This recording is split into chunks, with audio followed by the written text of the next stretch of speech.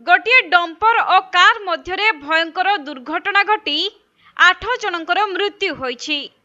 तेबे गतकाली विलंबित राति मध्य प्रदेश रे एपरी सड़क दुर्घटना घटी। मिलिथिबा सूचना अनुसार कारटी इंदौर अहमदाबाद जातीय राजपथर बेमटा निकट में पार्किंग होइथिबा बेले एक डंपर गाड़ी आसी कार रे पिटी होइथिला एवं सही डंपर रे बाली पूर्ण थिबारु अति शक्त झटका देइथिला कार को।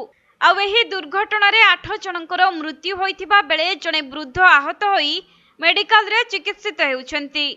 खबर पाई पुलिस घटनास्थल रे पहुंची मृतदेह को पोस्टमार्टम पाई पठाइथिबा जना पड़िछि। तेबे समस्त लोक गुनाकू कार रे जाउथबा बेले एपरी दुर्घटनार सम्मुखीन होइथिले। घटना परे कार सह धक्का होइथिबा गाड़ीर ड्राइवर जनक सेठारु फेरार मारिथिबा जना पड़िछि।